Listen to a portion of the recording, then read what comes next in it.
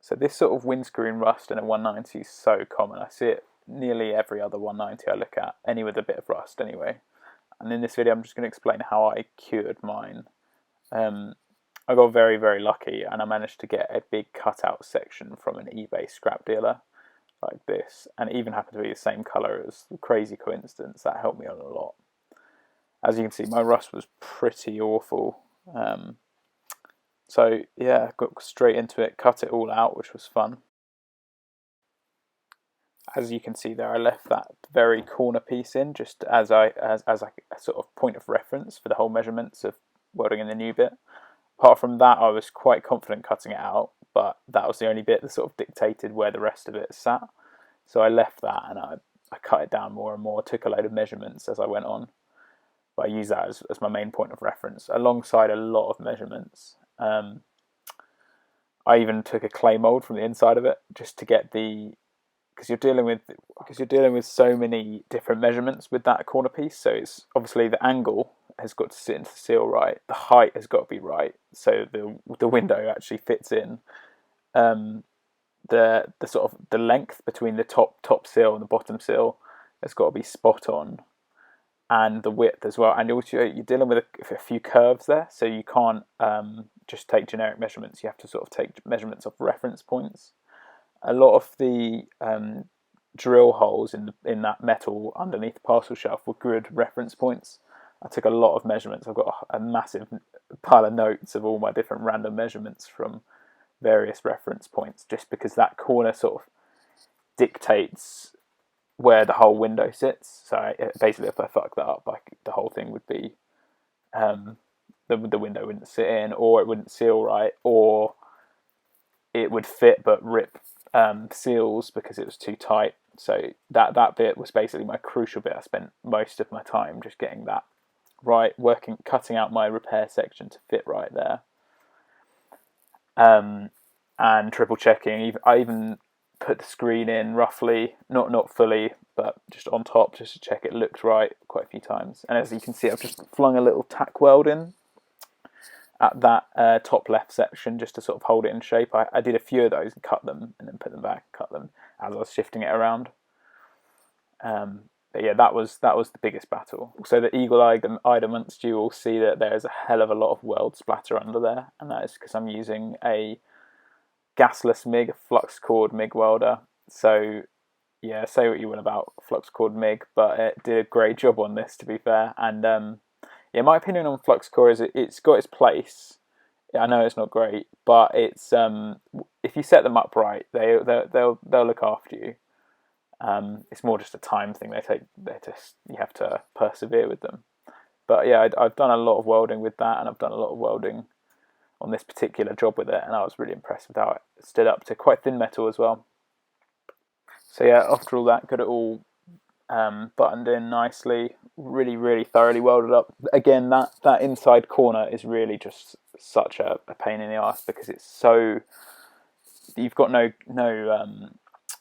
space there to work with. You can't get the MIG torch in there at all. So I was just really wiggling around, just trying to get any weld in there, and I could. So which basically results in even worse welds, which have to be ground off, and just like spot welds, pathetic, horrible spot welds a lot.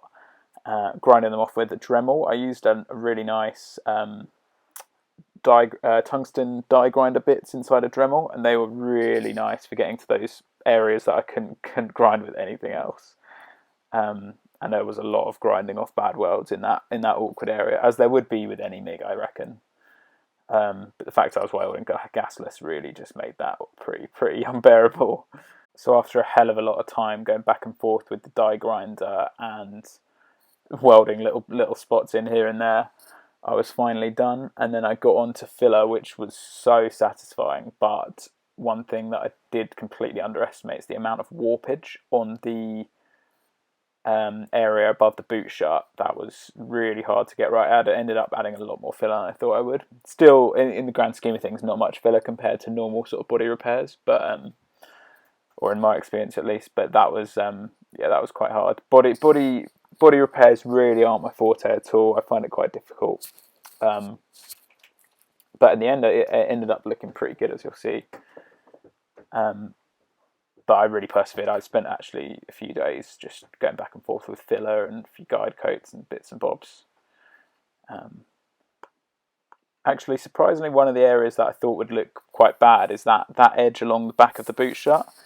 Ended up using not much filler there at all, and it looks pretty. It's really bang on. You can't really, the average person can't spot where the weld is there.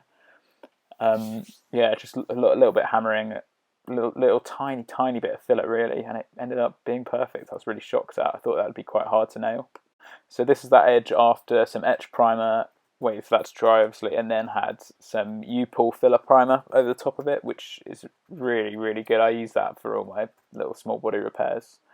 It's surprising just how deep scratches and pits it will fill. It's just perfect for what I was doing. Scrubbed that all down, and that really didn't take that much work compared to the other side, which I'll show you now. So this side was really the side I spent most of my time, to be fair. In welding as well as in the bodywork stage. This looks like such a small repair, but it took absolutely ages getting the join right with under the boot shut, so you can't see, because on that curve where it sort of blends into that curve, that was really hard. Also, where I'd cut the lip that the boot seal sits into, that was really hard to nail again. And the warpage on that top edge of the quarter panel that lines up with the edge of the boot lid, that was very hard to get straight and flat. And then luckily everything else, there's that bit underneath the plastic gill piece. That's really nice because it all gets hidden. I did give it a little bit of a touch up with some filler and some nice die grinding, but yeah, of course that all gets filled up, so it was perfect. And that piece above the gill section was actually quite difficult. Again, there's a little bit of warpage going on there from the heat. But yeah, in the end I managed to nail that. Luckily I had such a straight panel to work with above it, so it gave you a good reference of where it needed to be flat.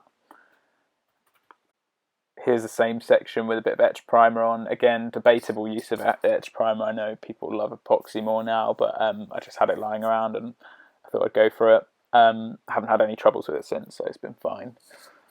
But yeah, it looks so much better with just a bit of colour on, and you can just see that it was worth me spending all that time on that curved edge under the boot shut, because I don't know about you, but I can't really see the join in that picture at least, and in person it's pretty good.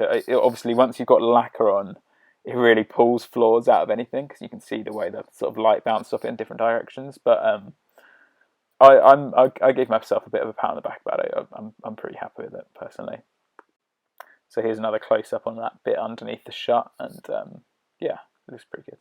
And that's it all in filler, which was such a satisfying stage to get it to that point. Obviously, having all in one colour makes it look great anyway. And that Upol filler is Upol Filler primer, sorry.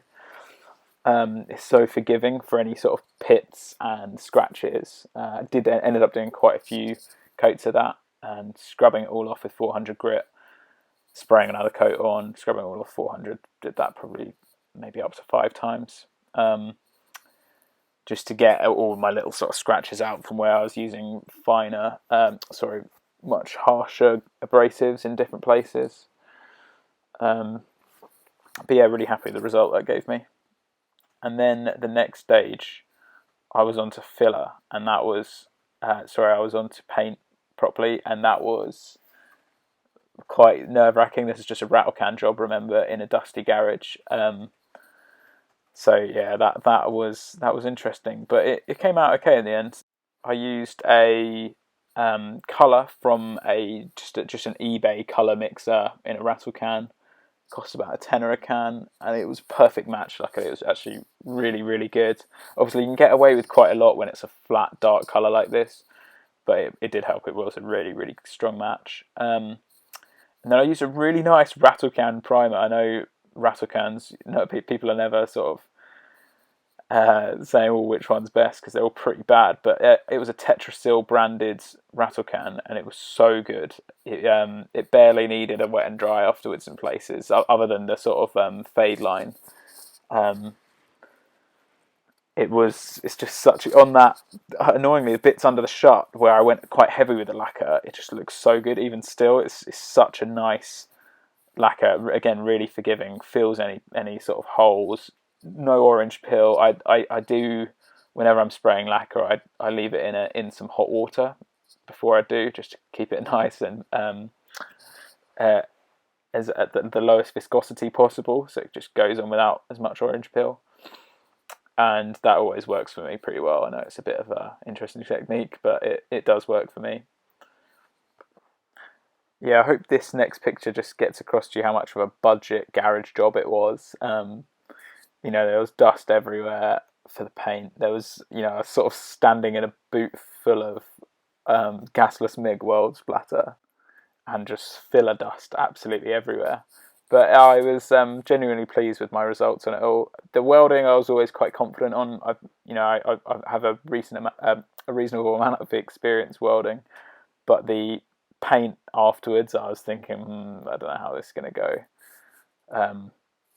And don't get me wrong, it was not a perfect job, but it's pretty good. I don't think the average Joe would really know it's had a repair there now, which is nice. And I'm quite confident it will last a reasonable amount of time as well. The only concern is that filler on that top edge, how long that takes until it lifts. I know filler's never really a final thing, but no, I was pretty happy with it all. Here are some little close-ups of the finished work. Again, on that annoyingly under the shut of the boot, that lacquer just set so very well.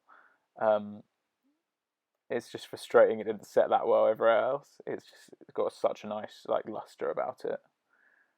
So yeah, if you're planning a rattle can paint job and you're looking for some materials, that Tetrasil lacquer I really would recommend. It's just like a tenner a can. I got it on eBay, but you can get it anywhere. But that was really good. Obviously, this on the body side, that quarter panel side, looks a little bit orange peely. That's pre-wet and drying it down. I'll see if I've got some pictures after wet and dry, but it looked pretty good afterwards. And even the blend was pretty spot on. So now it was time to refit the screen. I'd heard a lot of horror stories about this on forums, refitting the screen to W201 chassis, and it was pretty hard, to be fair, because the shape of it is quite awkward. That is what you can see there is far too much screen sealant. I just put it on there because I was finishing the tube of sealant, which was 3M08509 sealant. So that's the correct sealant to use for that. But yeah, that is about twice as much than you ever want, and you'll see why this was a bad idea afterwards. But yeah, the screen, fitting it was a little bit difficult. You really need a helper on the other side pushing down, or a helper on the inside, whichever way around, pushing down and pulling the cord in coordination with where the weight's being applied. But it's worth its weight in gold when it goes in. It just sort of sucks in when it's done, and it's so satisfying. And best part about it is I've had no screen leaks since, and there's not a massive rust hole in the back of the car, which is always quite nice. And here's why you do not put that much sealant on your screen, because that took absolutely ages to clear up again.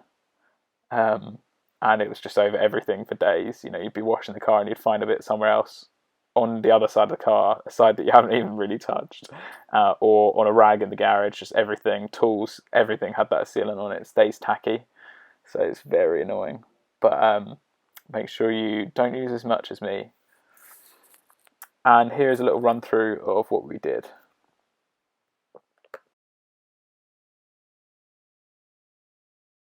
Again, this was really not a professional job by any means. It was just me playing around in the garage during lockdown.